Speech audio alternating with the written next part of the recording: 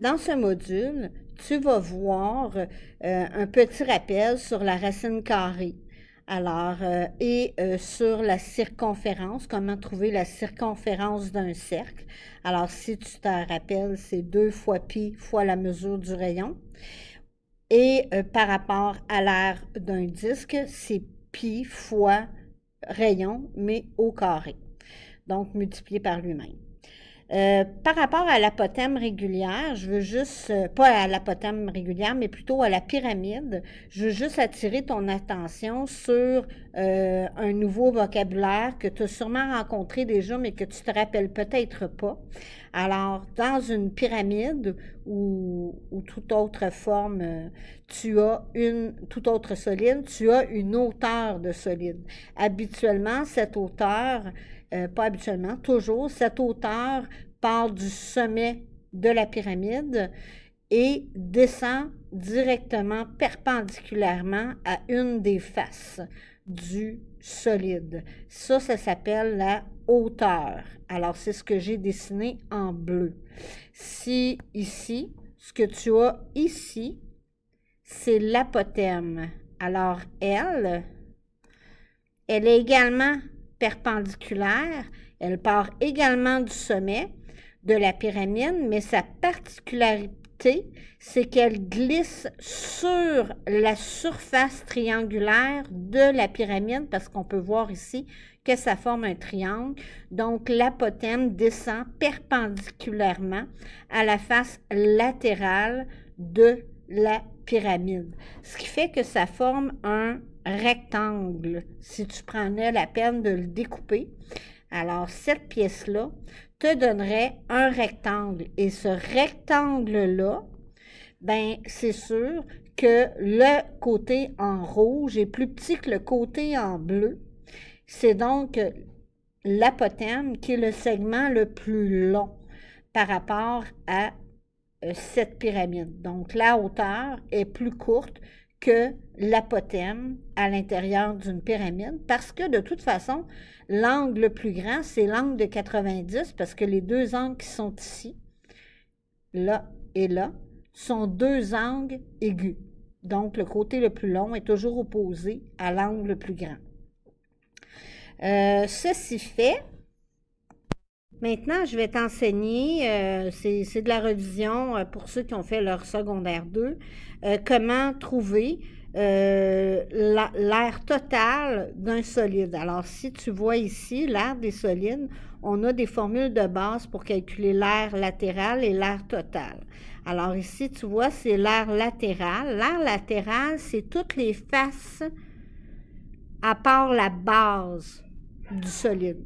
Tandis que l'aire totale, ça se trouve à être l'aire latérale plus l'aire des bases ou d'une base, dépendant si c'est une pyramide ou un prisme ou un cube, etc. Donc, allons-y avec la pyramide à base carrée qu'on a sur notre dessin.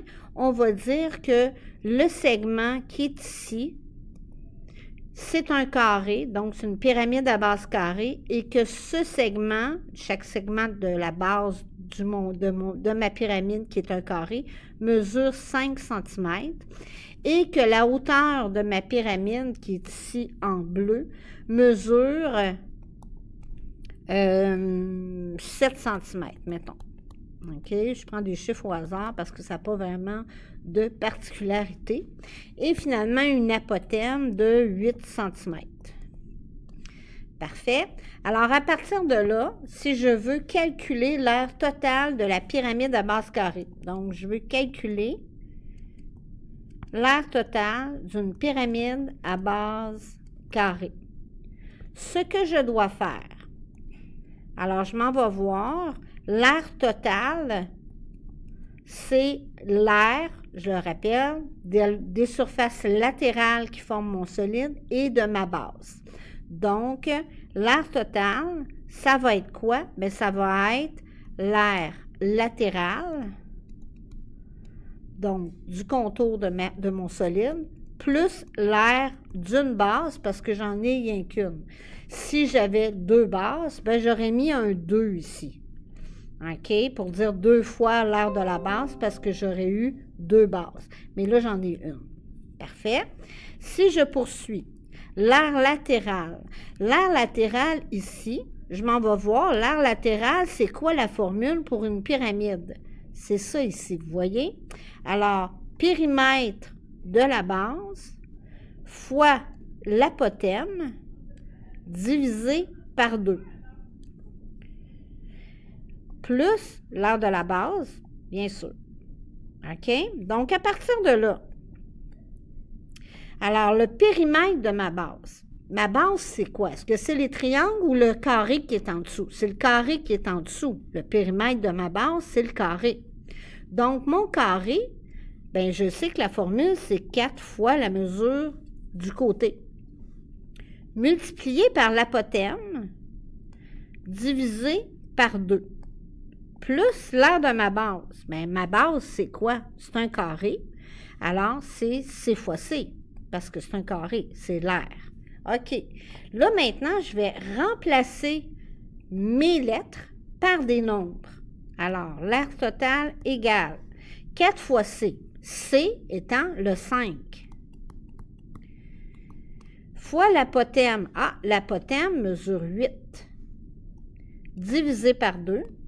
Plus la mesure du côté de mon carré. Donc, qui est 5 au carré. À partir de là, je calcule 4 fois 5, 20.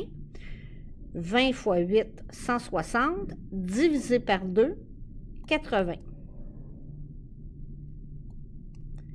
Plus 5 fois 5, 25. Donc, l'aire totale de mon carré, pas de mon carré, mais de mon solide, qui est la pyramide à base carrée, est égale à 105 cm². Je viens de trouver l'aire totale de mon solide. C'est tout pour cette leçon. Bonne chance pour ta révision.